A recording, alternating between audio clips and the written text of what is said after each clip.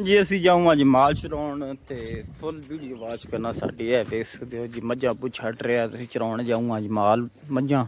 ठीक है ते साडियां 3 मझां जड़ियां गब्बनां ने ते दूइयां फंटरां ने कई ब्योकियां आईयां ने ए देख सकते हो जनाब पूरी वीडियो साडी वाच करना मज़ा आने वाला ए खुरली दे विच खा रही ने जनाब पट्ठे खा रही ने देख सकते हो साडी टेली मझ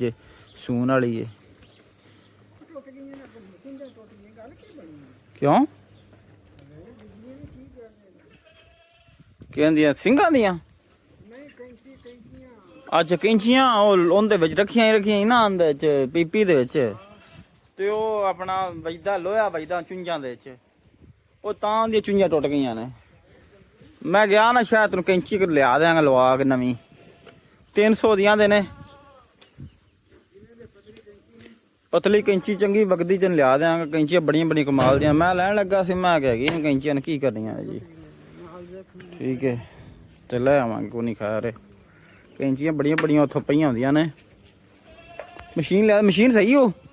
चाह देंदी कि नहीं मशीन फिर वड्डा भी आंदा मशीन चंगी आंदा लियांदी आ आंदा दाड़ी मुन्नी मशीन चंगी लियांदी आंदा बैंड टाइम बड़ी है तो उस तो इलावा प्लेम बड़ी है मैं कि शहर लिया बंदा वेख के उंजाई महंगी सी 3000 दी आई सी ते मशीन हो चंगी है हाँ जी ए खोतियां ने जड़ियां साडी मकई उजाड़दियां हैगियां ने वेख सकते हो अज मूंजी च पईयां सी मैं मोड़ के आंदियां ने अज हुण फिर किते दफा होर उजा रहीਆਂ ने तेरी मैं तक काम वे लो दोस्तों ये सारे उजाड़दियां ने तेरी मैं क्यों है तेरा थोड़ी मां दा